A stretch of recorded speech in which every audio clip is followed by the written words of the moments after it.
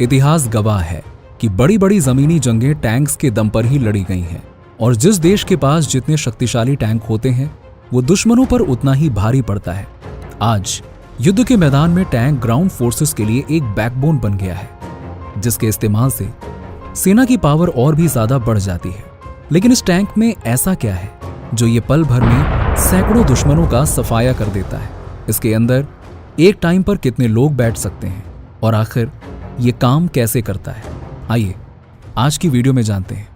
पर वीडियो शुरू करने से पहले हमारी गुजारिश है कि हमारे चैनल को सब्सक्राइब जरूर करें, क्योंकि इस तरह का कंटेंट बनाने में हमारा बहुत सारा टाइम और एफर्ट लगता है और आपके एक सब्सक्राइब करने से हमें ऐसे ही काम करने का एनकरेजमेंट मिलेगा।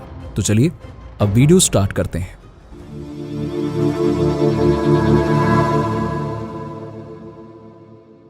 दोस्तों, टैंक्स बेसिकली 3 तरह के होते हैं, जिसमें पहला है M1, जिसे पहली बार 1980 में यूज किया गया था। इसके बाद M1A1 1986 और M1A2 1992 से इस्तेमाल हो रहा है। ये सारे टैंक्स बाहर से काफी सिमिलर नजर आते हैं, लेकिन वक्त के साथ साथ इन्हें अंदर से काफी एडवांस बनाया गया है। आज की वीडियो में हम सिर्फ M1A2 के बारे में जानेंगे कि आखिरकार ये काम कैसे करता है। अगर हम स्पेसिफिकेशंस के बारे में बात करें तो इसकी height 8 feet, length 32 feet and width 12 feet होती है। वहीं वेट को देखें तो वो 68 US टन्स होता है, जो लगभग 35 कार्स के वजन जितना है। और इस वेट के साथ भी ये 42 माइल्स पर आवर की स्पीड पर दौड़ता है। M1A2 की फ्यूल कैपेसिटी 500 गैलन्स की है, जबकि नॉर्मल कार्स की ऑन एन एवरेज 16 गैलन्स होती है। मगर आपको बता दें कि M1A2 को इतने ज्यादा फ्यूल की एक्चुअल में रिक्वायरमेंट होती है, क्योंकि 1 गैलन फ्यूल में ये सिर्फ 0.6 माइल्स ही चल सकता है, जो कार्स या इवन दूसरे हैवी व्हीकल्स के कंपैरिजन में भी काफी कम है। अब हम इसके दूसरे फीचर्स की बात कर लेते हैं। तो दोस्तों, इसमें कैटरपिलर ट्रैक्स लगे होते हैं। ईच साइड 7 व्हील्स होते हैं।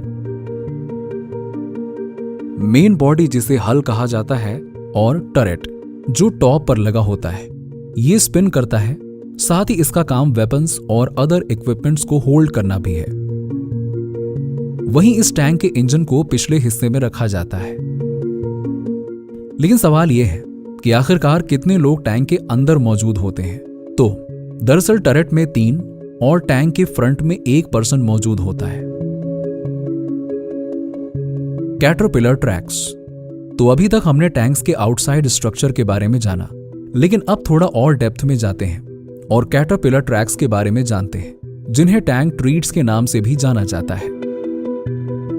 कैटरपिलर ट्रैक्स को स्टील और रिप्लेसेबल रबर पैड्स के साथ बनाया जाता है। अब आते हैं इसके व्हील्स पर। तो टैंक की ईच साइड पर 7 रोड व्हील्स लगे होते हैं, जो आगे मौजूद आइडलर व्हील और पीछे ड्राइव स्प्रॉकेट के जरिए ऊपर उठते हैं। ड्राइव स्प्रॉकेट में गियर टीथ भी बना होता है, जिसे इंजन से पावर दी जाती है। जब ये घूमता है तो अपने साथ एंटायर ट्रैक को रोटेट करता जाता है, जिस वजह से सारे रोड व्हील्स चलने लगते हैं। अब हम कैटरपिलर ट्रैक्स का मेन रोल देखें तो इसका काम टैंक को रफ सरफेस पर आसानी से मूव करना होता है। इसकी मदद से बड़े बड़े बैरियर्स को भी टैंक आसानी से क्रॉस कर जाता है। Surface area and more tracks. जो रेगुलर 4 पहियों वाली गाड़ियां होती हैं, उनका जमीन से कांटेक्ट वाला एरिया लिमिटेड होता है, इसीलिए किसी भी गड्ढे में आसानी से फंस जाती हैं। लेकिन टैंक में जमीन से कांटेक्ट वाला एरिया ज्यादा होता है, जिस वजह से वो अपना ज्यादा वेट डिस्ट्रीब्यूट कर सकता है। इसीलिए रास्ते में आने वाली रुकावटें टैंक के लिए कोई बड़ा मसला नहीं है। ये गहरी खाइयों को भी पार कर सकता है और पहाड़ियों पर भी चढ़ सकता है। पर अंदर बैठे लोगों के लिए ये सफर बहुत ही स्मूथ होता है। टैंक को ट्रैक की गति में परिवर्तित करके चलाया जाता है।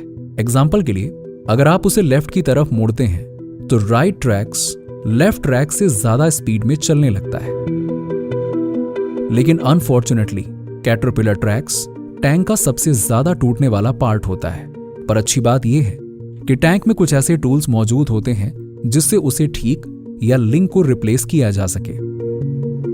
इंजन। नेक्स्ट है इंजन, जो कि टैंक के बिल्कुल पीछे मौजूद होता है। जब कभी भी जरूरत होती है रिपेयर्स के लिए पूरे इंजन को टैंक से बाहर लिफ्ट किया जा सकता है। ये एक AGT 1500 इंजन होता है जो कई अलग अलग तरह के फ्यूल्स पर चल सकता है, लेकिन इसमें ज्यादातर जेट फ्यूल का इस्तेमाल किया जाता है। अब अगर हम कार्स को देखें तो इसमें पिस्टन इंजन लगा होता है जो ऊपर नीचे होते रहते हैं और शाफ्ट को रोटेट करते हैं। लेकिन टैंक में टरबाइन इंजन लगा होता है जो जेट इंजन से काफी सिमिलर होता है, जैसा कि आप एयरप्लेन में देखते हैं। लेकिन टैंक का इंजन साउंड में काफी धीमा होता है और इसे स्पेशली इस तरह से डिजाइन किया जाता है ताकि आसपास दुश्मनों को टैंक की पोजीशन का पता ना चल सके। ये इंजन काफी गर्म होता है, इसीलिए साइड में लगे ये 2 कूलिंग यूनिट्स हीट को रिमूव करने में मदद करते हैं। इसके अलावा इंजन के पीछे एग्जॉस्ट मौजूद होता है, इसीलिए जब इंजन स्टार्ट होता है तो हमेशा उससे दूर रहने की सलाह दी जाती है। Outside features. दोस्तों, टैंक के पीछे एक फोन भी मौजूद होता है ताकि बाहर के फौजी टैंक के अंदर के क्रू से कम्युनिकेट कर सकें। इसके अलावा टैंक के साइड्स पर आर्म्ड प्लेट्स लगी होती हैं जिन्हें साइड स्कर्ट कहा जाता है। ये व्हील्स और कैटरपिलर ट्रैक्स को प्रोटेक्ट करने के लिए लगाया गया होता है। इसे सेक्शन में खोला जा सकता है ताकि रोड व्हील्स को इजीली एक्सेस मिल सके और किसी डैमेज को आसानी से फिक्स किया जा सके। टैंक के फ्रंट पर हेडलाइट्स होती है और नीचे 4 टो हुक्स। पर क्योंकि M1A2 टैंक कई अलग अलग वेरिएंट्स में अवेलेबल है, इसीलिए बाकी के वेरिएंट्स में थोड़े अलग फीचर्स हो सकते हैं। टरेट। इस टॉप पार्ट को टरेट कहा जाता है जो सिर्फ 9 सेकंड्स में ही चारों तरफ घूम जाता है। इसमें आगे की तरफ मेन गन मौजूद होती है जो 120 mm स्मूथ बोर कैनन है। इसका मतलब है कि शेल या एम्यूनेशन 120 मिलीमीटर के होते हैं और बोर या होल जिसे शेल्स गुजरते हैं उसका साइज भी 120 mm होता है। टैंक में इस्तेमाल होने वाले शेल्स बैरल से लगभग 3500 माइल्स पर आवर की स्पीड से निकलते हैं और लगभग 2 मील दूर तक टारगेट को हिट कर सकते हैं। इसके अलावा इस टैंक में एक बहुत ही खास फीचर मौजूद होता है जिसका नाम है ऑटोमेटिक स्टेबलाइजर। ये गन को उस समय भी टारगेट पर सही निशाना लगाने में मदद करता है जब वो ऊबड़ खाबड़ वाले रास्ते पर चल रहा हो।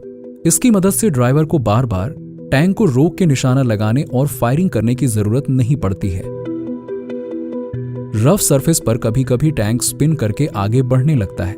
ऐसी सिचुएशन में भी ऑटोमेटिक स्टेबलाइजर्स गन को टारगेट पर लगाकर लॉक कर दिया जाता है। Smaller coaxial machine gun. Tank के टॉप पर ऑपरेट करने के लिए कम से कम एक मशीन गन जरूर मौजूद होती है। इसके अलावा साइड्स में स्मोक ग्रेनेड लॉन्चर होते हैं जो टैंक के दोनों तरफ लगाए जाते हैं। इनका काम स्मोक रिलीज करना होता है ताकि युद्ध के दौरान दुश्मनों से छिपा जा सके। अब टैंक साइज में काफी छोटा होता है, इसीलिए अंदर इक्विपमेंट्स के लिए ज्यादा स्पेस नहीं मिलता। इस वजह से कई बार क्रू अपने इक्विपमेंट्स को बाहर बने बसल रैक में रख देते हैं। Inside the turret. बात करें टरेट के इनसाइड की तो इसमें 2 हैचेस बनाए गए होते हैं जिसमें पहला है कमांडर हैच और दूसरा लोडर हैच। टरेट के अंदर 4 क्रू मेंबर्स में से 3 रहते हैं जो बहुत ही कम एरिया में ऑपरेशंस को अंजाम देते हैं। गनर बिल्कुल नीचे राइट साइड में बैठा होता है और कमांडर गनर के बिल्कुल पीछे मौजूद होता है। वहीं लोडर मेन गन के लेफ्ट साइड पे रहता है। जब टैंक का टरेट रोटेट होता है तो उसके साथ साथ अंदर मौजूद तीनों क्रू मेंबर्स भी रोटेट होते हैं, क्योंकि टरेट के नीचे एक बास्केट जैसा बना होता है जिसे टरेट बास्केट कहा जाता है और इसी में तीनों क्रू मौजूद होते हैं। अब चूंकि ये बास्केट टरेट से कनेक्ट होता है तो जब ऊपर का पार्ट रोटेट होता है तो अंदर मौजूद हर एक चीज उसी दिशा में घूम जाती है। टरेट और हल के बीच की सील इतनी अच्छी होती है कि ये अंदर मौजूद क्रू को केमिकल एंड न्यूक्लियर युद्ध में भी प्रोटेक्ट करने का काम करती है। बात करें कमांडर की तो विविंग पोर्ट के जरिए वो टैंक के 360 डिग्री का व्यू ले सकते हैं। एम्यूनेशन। मेन गन के शेल टरट के पीछे एक बड़े कंपार्टमेंट में स्टोर किए जाते हैं। लोडर कंपार्टमेंट के डोर को ओपन करके वहां से शेल को इजीली निकाल सकता है और हमले के लिए उसे मेन गन में लोड कर सकता है। अब चूंकि ये सिर्फ एक हाथ की दूरी पर मौजूद होता है, इसीलिए युद्ध के दौरान इसे तेजी से निकाल के लोड किया जा सकता है। इस कंपार्टमेंट को इस तरह से डिजाइन किया जाता है कि अगर उसमें रखे शेल में आग लग गई तो कंपार्टमेंट के ऊपर का पैनल ब्लास्ट कर जाए। असल में ऊपर का पैनल बाकी के साइड से कमजोर बना होता है ताकि ब्लास्ट ऊपर की तरफ जाए, ना कि टरट में जहां क्रू मौजूद होते हैं। ड्राइवर टैंक का ड्राइवर सबसे फ्रंट में होता है। यहां एक हैच होता है जिसका इस्तेमाल अंदर जाने के लिए किया जाता है। यहां पर भी टरट के जैसे ही बहुत ज्यादा स्पेस नहीं होता, इसीलिए ड्राइवर को सीट पर लेटना होता है। यहां पर कंट्रोल्स होते हैं और इस जगह नीचे की तरफ 2 ब्रेक पैडल्स अटैच्ड होते हैं। इस टैंक में गैस पैडल नहीं होता है। एक्सेलरेशन और स्टीयरिंग के लिए सिर्फ 2 हैंडल बार्स दिए गए होते हैं। इसके अलावा ड्राइवर के पास पेरिस्कोप भी होते हैं जो उन्हें 120 डिग्री फील्ड का व्यू प्रोवाइड करते हैं। अब वैसे तो यूजुअली ड्राइवर फ्रंट के हैच से टैंक में एंटर करते हैं, लेकिन जरूरत पड़ने पर टरट में भी चढ़ सकते हैं। उसके बाद एक छोटे से दरवाजे के जरिए बास्केट और फिर सीट तक पहुंच सकते हैं। तो दोस्तों, ये थी टैंक, उसके फंक्शंस और फीचर्स के बारे में डिटेल्ड इंफॉर्मेशन। आई होप कि आपको वीडियो इंफॉर्मेटिव लगी होगी। इसी के साथ ही हम आज का वीडियो एंड करते हैं।